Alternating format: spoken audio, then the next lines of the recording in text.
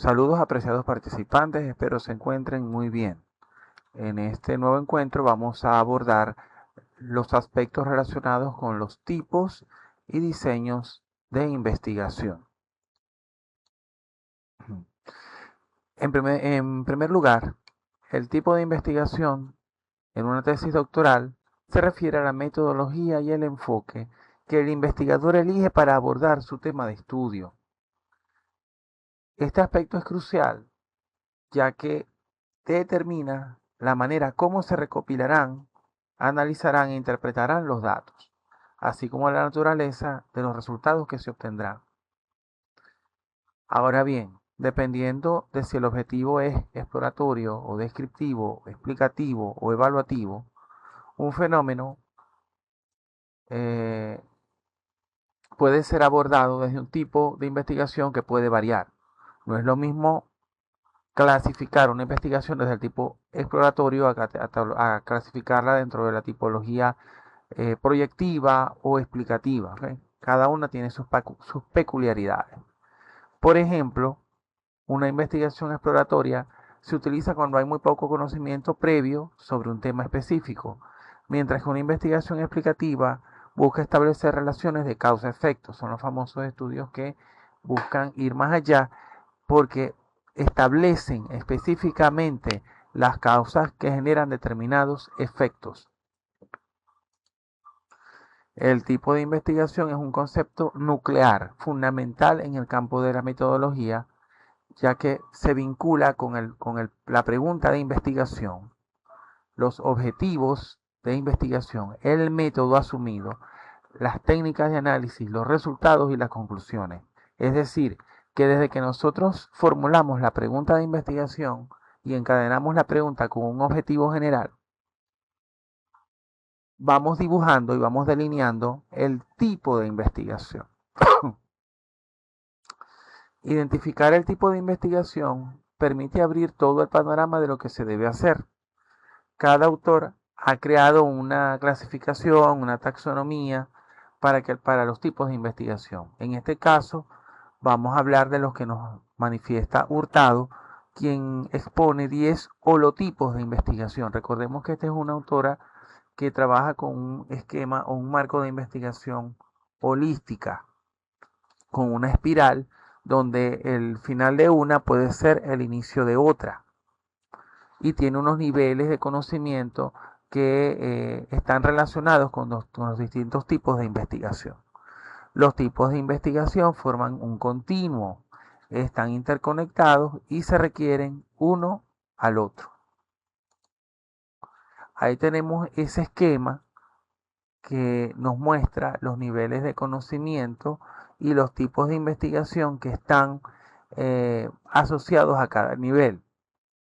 El nivel más básico es el nivel perceptual, que abarca la investigación exploratoria y la investigación descriptiva. Son la base de los demás tipos de investigación.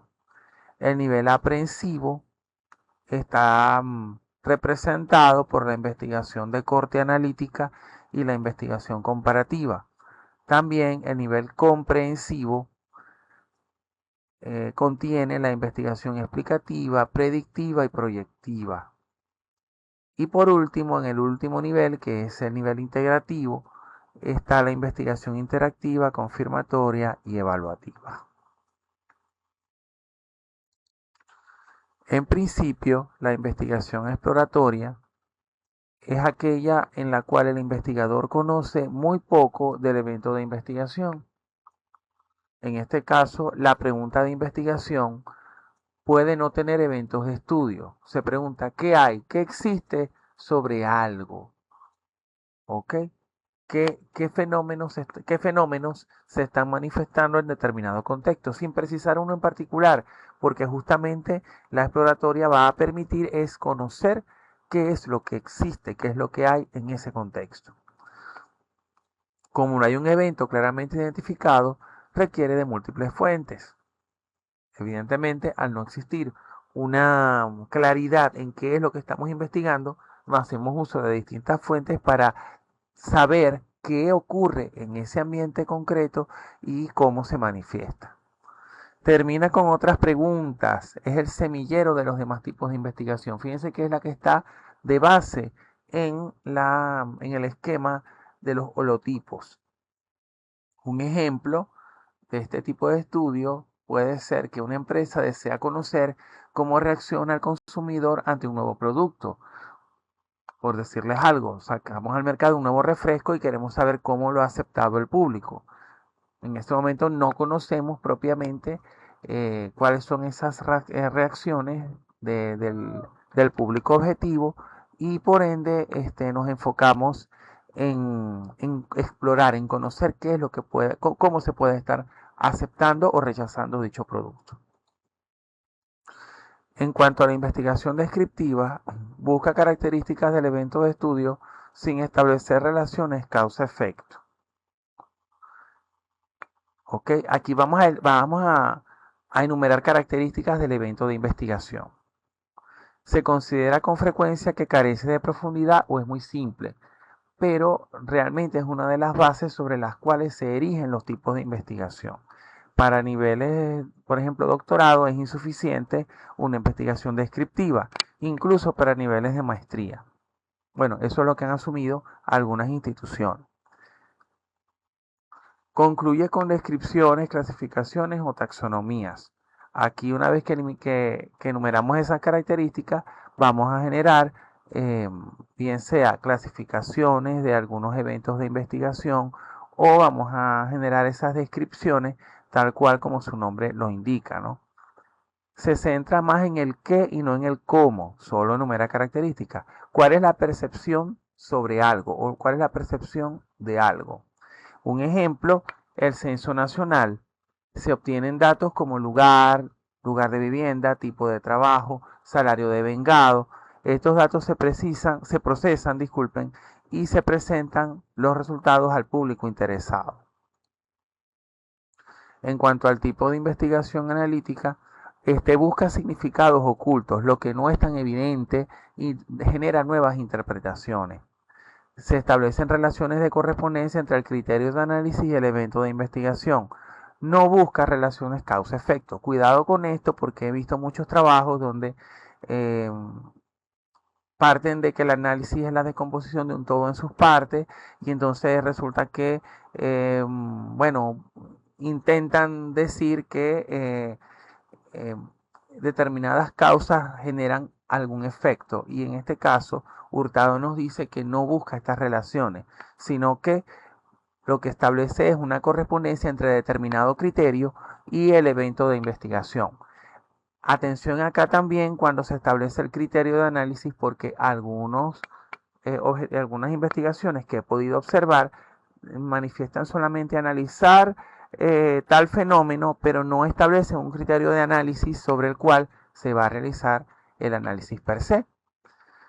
La pregunta típica del estudio analítico busca determinar hasta qué puntos se corresponden. Fíjese que aquí se busca establecer puntos de correspondencia. Hasta qué punto se corresponden los componentes o elementos del evento de investigación con algún criterio existente. Concluye con interpretaciones o críticas. Cuidado, algunos sustituyen el verbo describir por analizar sin notar la diferencia. Esto también se ve con mucha frecuencia. Bueno, empiezan a buscar, entre comillas, un sinónimo del verbo describir y entonces utilizan el verbo analizar de manera un poco ligera, ¿no? Entonces, cuando utilizamos el verbo analizar, tenemos que establecer puntos de correspondencia y muchas veces no se establece cuál es ese criterio de análisis. Ejemplo, se desea determinar si los componentes del diseño curricular de una carrera corresponden con el perfil requerido del contexto real. Ahí lo tenemos, ¿ves? Queremos determinar si existe esa correspondencia entre el diseño curricular de la carrera que está en papel contra el perfil requerido que se requiere en el contexto real. Esto conduce a una investigación analítica porque estamos estableciendo un nivel de correspondencia entre lo que es el documento curricular contra lo que necesita, lo que requieren los empleadores. La investigación comparativa identifica diferencias y semejanzas entre unidades de estudio. no busca relaciones causa-efecto. Tampoco busca relaciones causa-efecto. Importante esto, semejanzas y diferencias, ¿ok? Tiene un evento a comparar y un criterio de comparación. Importante acá también. Utiliza técnicas cualitativas o cuantitativas. Se utiliza mucho en ciencias comparadas. Concluye con comparaciones entre grupos o casos. La pregunta típica de investigación sería: ¿qué semejanzas y diferencias existen entre un elemento A y un elemento B? Se realiza un estudio para conocer cuáles son las diferencias y semejanzas existentes entre los colegios públicos y privados de determinado contexto. Pudiéramos tal vez plantear qué semejanzas y diferencias existen entre la Ley Orgánica de Personas con Discapacidad en Venezuela contra la existente en otro país, ¿ok? O un marco legal similar o un instrumento legal de implicaciones similares de otro país. Entonces aquí vemos que existen dos elementos y donde se establece un criterio de comparación. O sea, el elemento a comparar y el criterio. ¿Sí? Importante y tener cuidado, mucho cuidado con esto porque se usa muy alegremente.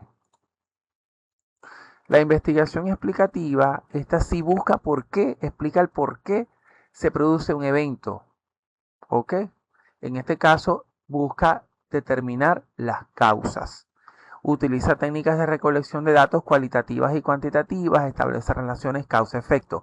Aquí, por favor, no estamos hablando de la investigación correlacional o el diseño correlacional. Aquí la correlación solamente nos dice que hay un valor, que existe un valor donde se determina que existe o no una relación entre dos variables, que esa relación puede ser fuerte o débil y que esa relación es inversa o directamente proporcional. Es decir, que cuando una variable aumenta, la otra aumenta, o cuando una aumenta, la otra disminuye. Pero no quiere decir que en esa relación de correlación, una variable sea causa de la otra. En este caso, en la investigación explicativa, sí va hacia eso. Tenemos en cuenta un evento conocido que es la consecuencia y otro desconocido que es la causa. Se concluye con teorías que deben ser confirmadas más arriba en una investigación confirmatoria. Eso con la explicativa. La pregunta típica sería: ¿por qué se produce determinado evento en el contexto estudiado? Ejemplo: ¿por qué se genera el ausentismo escolar en los estudiantes de las instituciones educativas del municipio Mara del estado Zulia? Es decir, ¿a qué se debe ese ausentismo? Y ahí sí vamos a aplicar algunas herramientas, técnicas estadísticas o cual y cuanti, que nos van a ayudar a dilucidar efectivamente cuáles son esas causas que generan ese ausentismo. No es decir, bueno, cuando el poder adquisitivo aumenta, el ausentismo aumenta, o el ausentismo disminuye, disculpen. No, sino que específicamente decir cuáles son las causas, que pueden ser varias, y aquí tenemos quizá análisis multifactoriales que nos van a determinar si esos factores se traducen en causas que generan un efecto. Pendientes con estas cosas. Continuamos. La investigación predictiva busca anticipar escenarios futuros. Entonces, esta justamente trata de mirar un poquito hacia adelante, partiendo de hechos concretos de la actualidad que, de mantenerse, podrían desencadenar algún comportamiento futuro de la variable o el evento de investigación. Trabaja con relaciones causa-efecto, por eso está por encima del anterior. No podemos predecir el futuro sin conocer las causas que generan determinado evento. Generalmente amerita un análisis cuantitativo. Es decir, nosotros, partiendo del hecho de que ya hay causas conocidas de un evento, podemos tratar de anticiparnos a un escenario futuro si se mantienen las condiciones actuales de ese evento. Por ejemplo, si se mantiene actualmente la situación económica del país en el escenario que tenemos en el 2025, con las mismas variables, ¿qué comportamiento te podría tener en el 2030, ¿no? Faltando dentro de 5 años. Obviamente la investigación predictiva conduce a a la comprobación de una serie de hipótesis, de un sistema de hipótesis que van a permitir establecer el comportamiento, el posible comportamiento futuro de un fenómeno o evento de investigación. Bueno, se requiere una teoría para hacer las predicciones y se generan datos artificiales. Se recurre muchas veces a la simulación de sistemas. Esas simulaciones nos ayudan a manejar un conjunto de datos y en función de eso tratar de dilucidar cómo se comportarán esos datos en un futuro inmediato o a mediano plazo. La pregunta típica sería, ¿cuáles son los escenarios futuros en cuanto a determinado evento si se mantienen las condiciones actuales? ¿Cuáles son los escenarios futuros en cuanto a rendimiento académico si se mantienen las condiciones actuales en el 2025? Un ejemplo, ¿cuáles son los escenarios futuros en cuanto a la calidad académica de la educación impartida en las universidades del estado Zulia para el 2030 si se mantienen las condiciones actuales? Ahí lo tenemos. ¿Okay? ¿Qué vamos a hacer aquí? Hacer un análisis quizá multifactorial y a establecer cuáles son esas causas para poder tratar de anticiparnos a ese escenario futuro. Ahora, la investigación proyectiva es aquella que genera diseños y propuestas. Busca crear algo para dar respuesta a una situación. La utilizamos mucho en ingeniería, en ciencias aplicadas, porque generamos un diseño o un producto que puede ser lo dejamos propuesto para que pueda ser implementado o implantado si se cumplen pues las condiciones para ello. No amerita un control de las variables extrañas y no formula hipótesis, porque vamos a generar un diseño, un producto que es susceptible de ser implantado. No llega a la aplicación de la propuesta. O sea, el hecho de que la investigación sea proyectiva no implica que llegue a la implantación.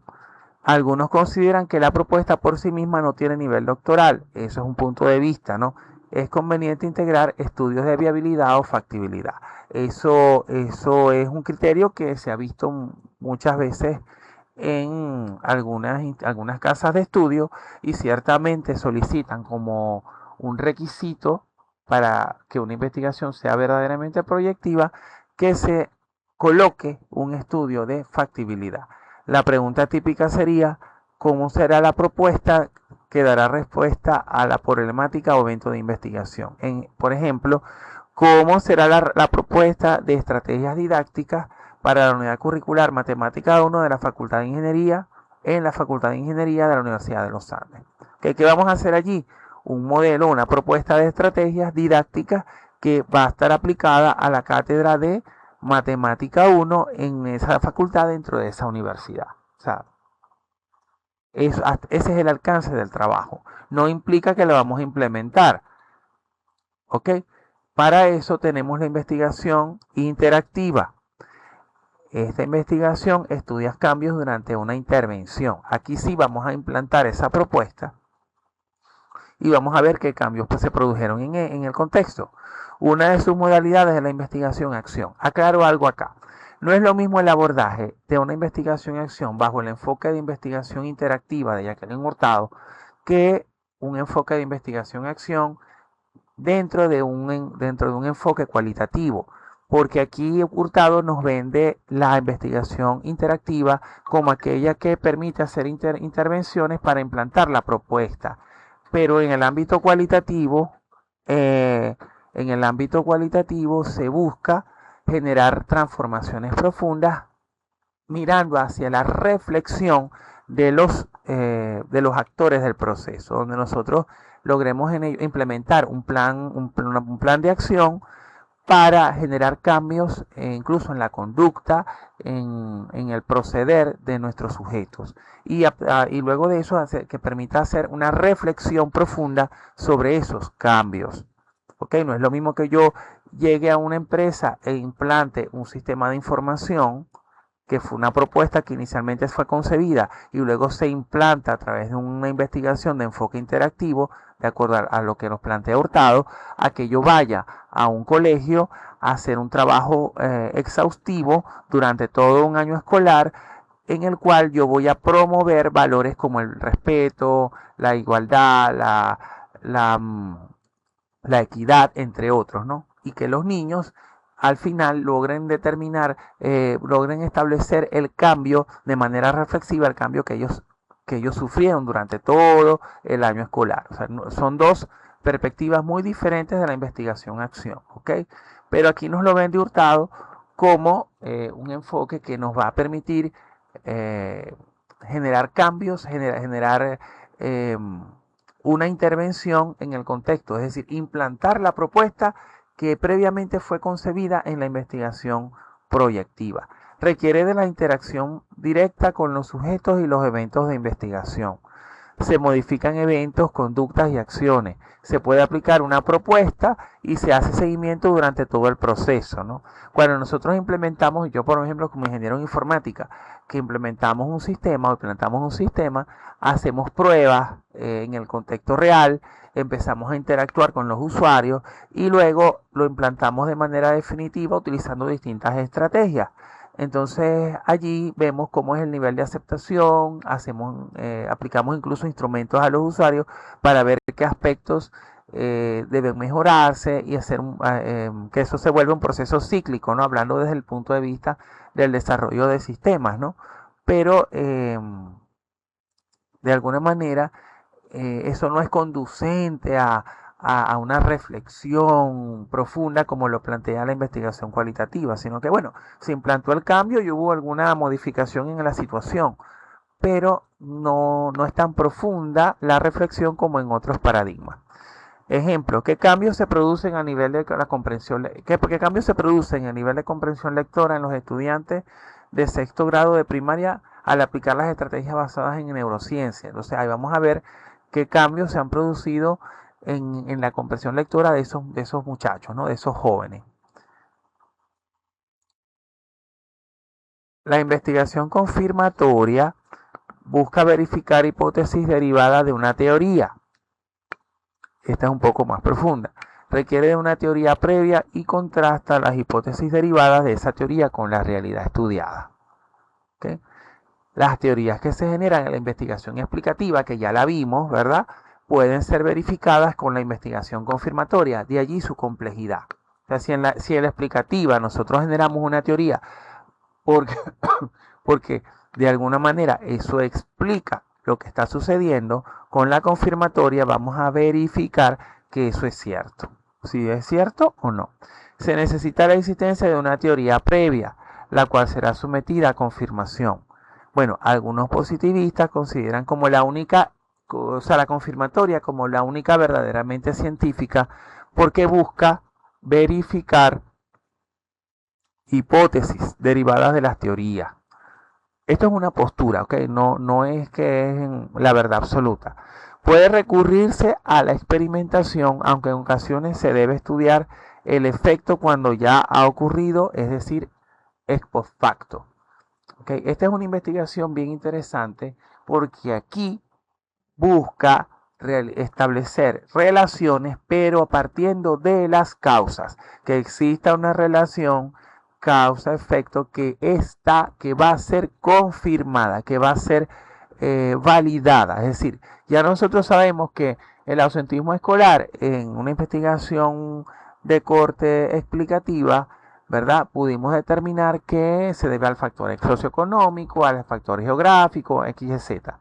Pero con la confirmatoria vamos a verificar que eso que dijimos en aquella investigación es correcto, es cierto y corresponde efectivamente con esa relación causa-efecto entre el evento A y el evento B. Un ejemplo, ¿qué relación existe entre el ausentismo escolar y la situación socioeconómica del grupo familiar en las instituciones educativas del municipio Baral del estado Zulia? Aquí no es que vamos a encontrar un coeficiente de correlación y vamos a decir que A sube cuando B sube o que A baja cuando B baja o que es inversamente proporcional, ¿no? No. Aquí sí vamos a confirmar, vamos a validar que existe una relación entre el ausentismo escolar y la situación socioeconómica, ¿ok? Que ya esas causas las determinamos en la investigación explicativa.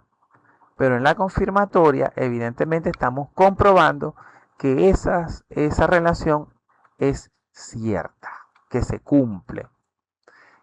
Las preguntas típicas podrían ser: ¿qué relación existe entre los eventos A y B? O las consecuencias de A pueden atribuirse al evento B. ¿Ok? Son formas de plantear la pregunta de investigación. También la investigación evaluativa es aquella que evalúa la efectividad de la propuesta después de su aplicación. Evalúa la propuesta después de ser aplicada y valora su efectividad. Lo ideal es hacer medición antes y después de la intervención. Importante esto, aplicar instrumentos en distintos momentos. Mientras el objetivo de la investigación confirmatoria es aportar conocimiento a las ciencias a través del estudio de las relaciones entre variables para proporcionar evidencia empírica que soporte las teorías, en el caso de la investigación evaluativa se intenta resolver una situación o necesidad a través de la aplicación de un programa de intervención. Es decir, aquí vamos a validar que la intervención que nosotros aplicamos en un contexto dado fue efectivo. ¿Ok? ¿Qué tan efectivo, qué tan efectivo es determinada propuesta debidamente implementada? Ya pasamos por la investigación interactiva en la cual implantamos una propuesta. Entonces vamos a ver si esa propuesta fue la implantación de esa propuesta fue efectiva, si hubo un cambio sustancial con la situación previa. Este tipo de investigación se diferencia de la confirmatoria en que los resultados que intenta obtener son más específicos y se orientan hacia la solución de un problema concreto en un contexto social o institucional determinado. Es decir, aquí vamos a validar que la intervención que hicimos, primero hicimos la propuesta, luego la implantamos, pero vamos a validar aquí que esa implantación fue efectiva o qué tan efectiva fue. El ejemplo de la pregunta de investigación puede ser: ¿qué tan efectivo o efectiva es determinada propuesta debidamente implementada? ¿Qué tan efectivo es el modelo de estrategias didácticas para el aprendizaje de la matemática en los estudiantes de educación media general? Que ya se supone fue implantado. Ahora bien, con respecto a los diseños de investigación, son el conjunto de métodos y técnicas que se utilizan para planificar, implementar y analizar un estudio. Es una guía que permite responder a la pregunta o hipótesis de investigación. El diseño nos dice el cómo de la investigación, el cómo se recogen los datos, el cómo vamos a interactuar con el contexto, el cómo vamos a ir hasta el campo real donde está generándose el estudio y la forma de aplicar los instrumentos de recolección de información. El diseño se refiere a dónde y cuándo se recopila la información, así como la amplitud de la información a recopilar de modo que se pueda dar respuesta a la pregunta de investigación de una forma más idónea posible. Como les comentaba, tenemos que establecer dónde, el lugar y cuándo, en qué momento se recopila la información y cuántos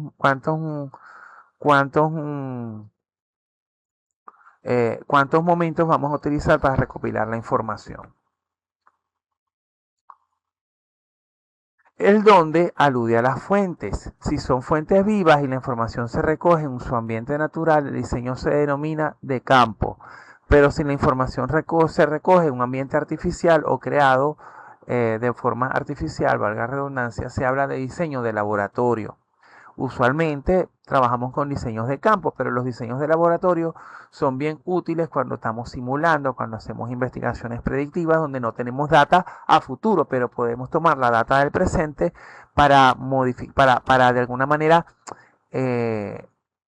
enviar algunos parámetros a un software, por decirles algo, y tratar de visualizar cómo se comporta en un futuro. Por el contrario, si las fuentes no son vivas, sino documentos o restos, el diseño es documental, muy utilizado en áreas como el derecho o efectivamente la investigación de corte documental. También pueden utilizarse diseños de fuentes mixtas, los cuales abarcan tanto fuentes vivas como documentales. ¿Okay? El cuándo de la investigación del diseño alude a la perspectiva temporal. Un diseño puede estar dirigido a reconstruir hechos pasados, entonces hablaríamos de un diseño histórico o retrospectivo. Si el propósito es obtener información de un evento actual, el diseño es contemporáneo. Estos son términos que quizá muy poco se colocan en los documentos, en los trabajos, ¿no? Pero fíjense que aquí él hace referencia al cuándo vamos a investigar, ¿no? También es posible diferenciar entre el diseño evolutivo o transeccional, ya que en el diseño evolutivo el investigador estudia un evento en su proceso de cambio a lo largo del tiempo, un diseño mucho más longitudinal. Por ello requiere hacer mediciones repetidas, aplicamos varias veces instrumentos, ¿no? Pero en el diseño transeccional o transversal, como también se le llama, el investigador estudia el evento en un único momento y en un tiempo único. Muy común también, porque por razones económicas muchas veces se recurre a un diseño transeccional, ya que se aplica su instrumento en una sola oportunidad. El diseño longitudinal se utiliza mucho en campos como la medicina, la psicología, para ver cómo evoluciona un paciente y le aplicamos varias veces instrumentos después de determinado, o sea, después de un tiempo de aplicado determinado tratamiento, ¿no? Entonces aquí tenemos un diseño donde aplicamos varias veces instrumentos para ver cómo ha evolucionado. En cambio, en el transaccional es como si fuéramos y sacáramos una fotografía de lo que pasa en el momento. Ya, nos quedamos con esa foto y revisamos lo que hay. Estoy hablando metafóricamente cuando hablo de la foto, ¿no? Me refiero específicamente a la aplicación del instrumento.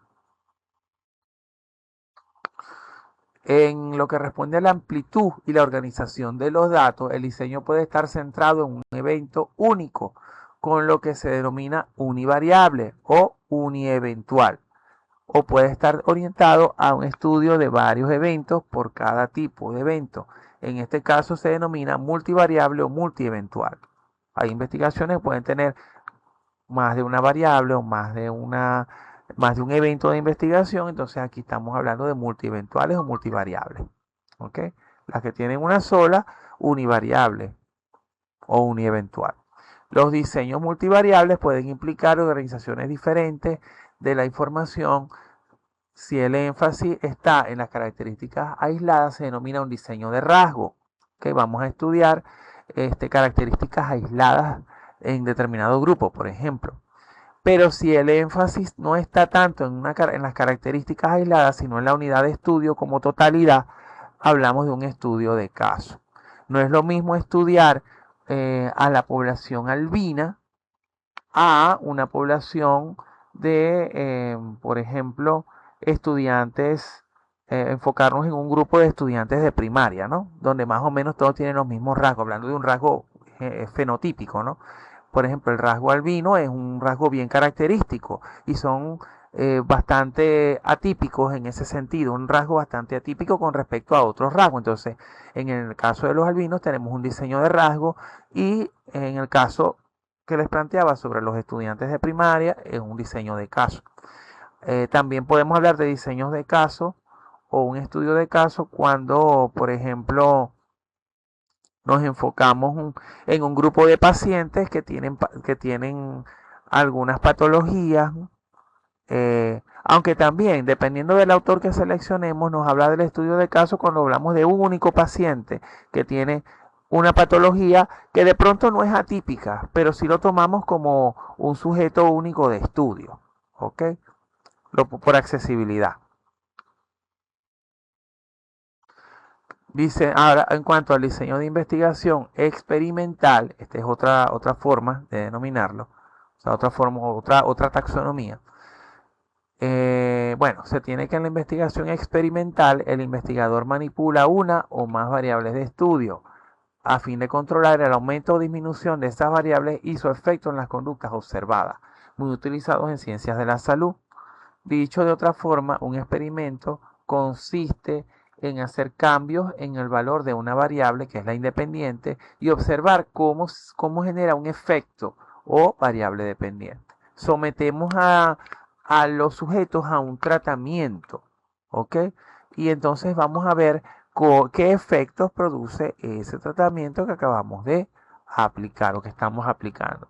El investigador interviene sobre las variables independientes o sobre los procesos causales y los modifica de manera intencional y planificada para ver cuáles son los efectos, pero además hace un control estricto de las variables extrañas para descartar que los cambios hayan sido originados por otros factores exógenos. ¿Qué sucede acá? Para llamar a una investigación efectivamente como un diseño experimental, tenemos que tener un control absoluto de todas las variables. Si no tenemos un control absoluto de las variables, simplemente podemos estar en presencia de un cuasi experimento o una no experimental.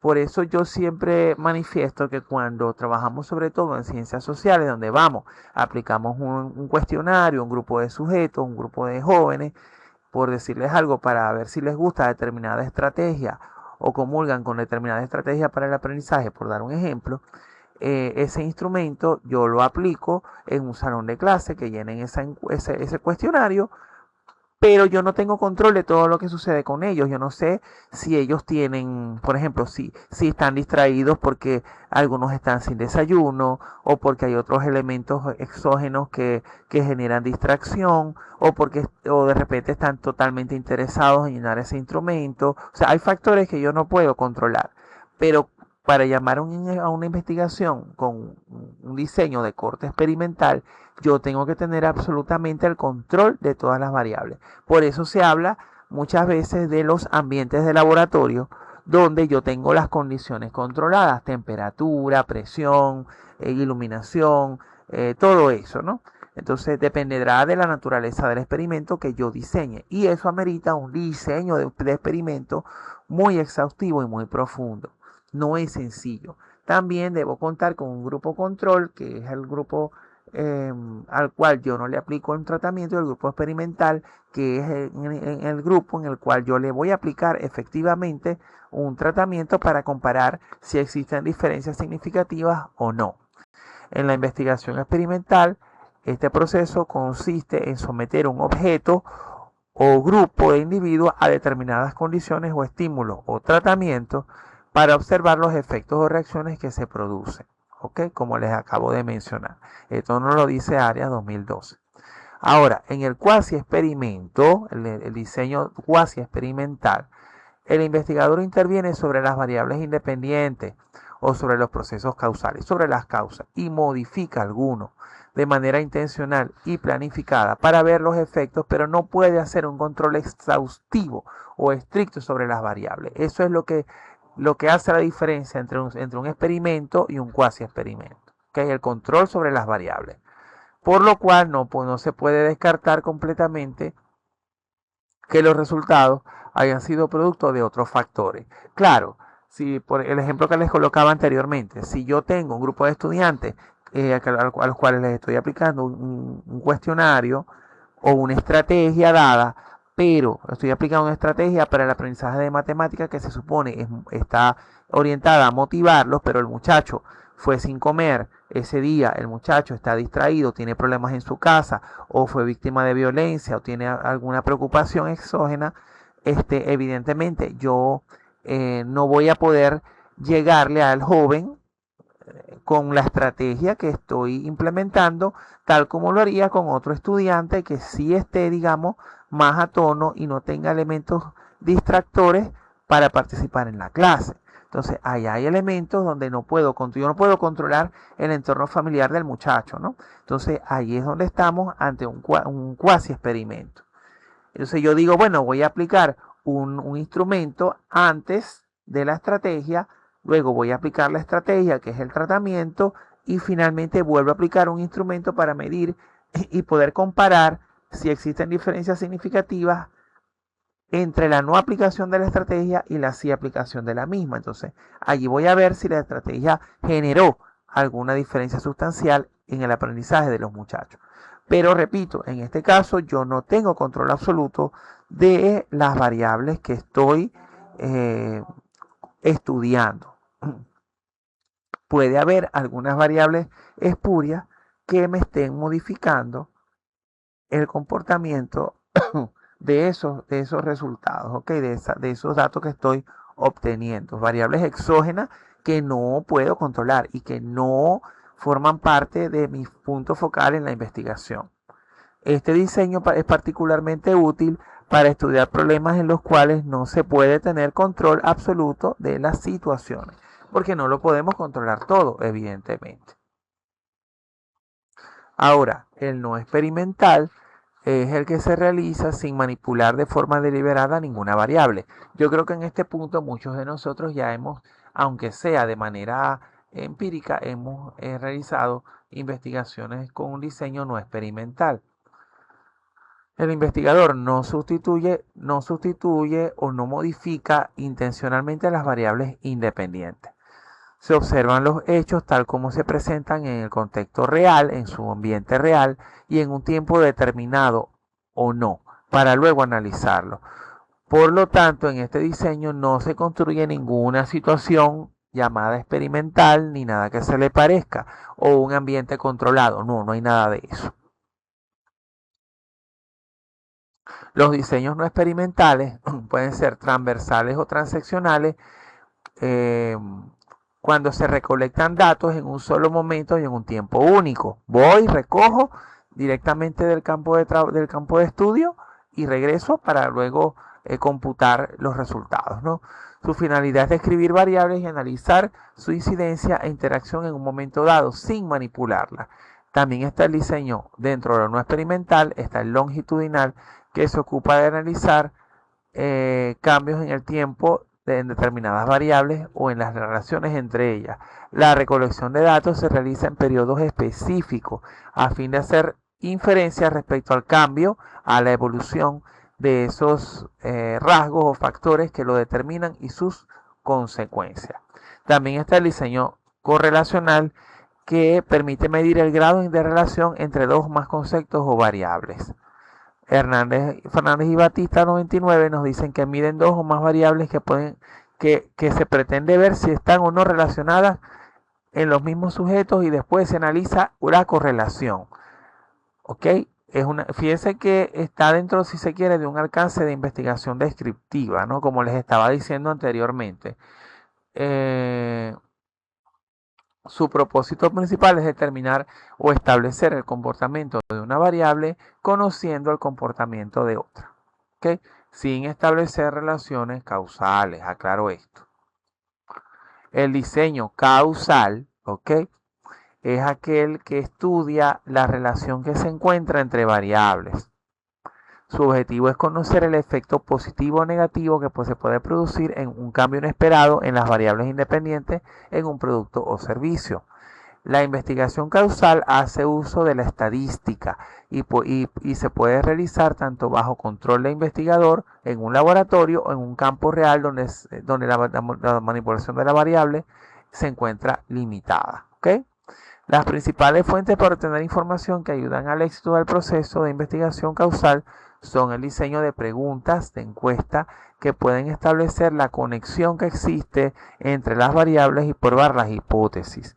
En este caso, también se puede obtener información más acertada con los experimentos, ya que estos pueden dar la certeza de que las causas del fenómeno son razonables. En el diseño causal podemos también tener inserto un componente experimental que busque justamente validar, experimentar que algo es causa de otra cosa, que una causa genera un efecto, ¿no? Entonces, este es un diseño bien profundo y debe ser muy bien cuidado porque, como bien lo dice acá, muchas veces se hace uso de la estadística para demostrar que existe una relación causal entre unos factores y un efecto, entre unas causas y un efecto. Entonces, aquí tenemos una serie de diseños que podemos aplicar a lo largo de nuestras investigaciones. Lo importante es que nosotros nos situemos en qué tipo de diseño, qué tipo de investigación y qué diseño vamos a aplicar para obtener los resultados deseados. A nivel de especialidad, normalmente, las investigaciones quizá no llegan a ser tan exigentes como una explicativa o una confirmatoria, pero buscan tal vez proponer algún diseño, generar algún diseño, describir algunos rasgos, hacer alguna propuesta, en fin. Pero debe existir una correspondencia entre nuestra intencionalidad de la investigación, el objetivo que estamos planteando, la pregunta de investigación, el tipo y el diseño de la misma, para que exista una coherencia. Fíjense que cada tipo de investigación conduce a una formulación de una interrogante y eso muchas veces no se explica. Cuando nosotros vamos a decretar que una investigación es proyectiva, hay un tipo específico de pregunta de investigación que nos plantea Hurtado, que debemos plantear, que debemos formular en nuestro capítulo 1, normalmente en el capítulo 1, que es donde generamos las preguntas de investigación. Por supuesto, esta pregunta de investigación es la que correspondería al propósito o al objetivo general, pero esa pregunta de investigación puede estar sistematizada en preguntas más específicas en el marco de los objetivos específicos. Entonces, como les comentaba, tenemos que tener una correspondencia entre la pregunta, el tipo, la pregunta, el objetivo general, el tipo, diseño e incluso las técnicas e instrumentos de recolección de información. Evidentemente, en una investigación descriptiva, las técnicas de recolección de datos podrían ser mucho más sencillas que en una investigación de corte explicativo o confirmatorio.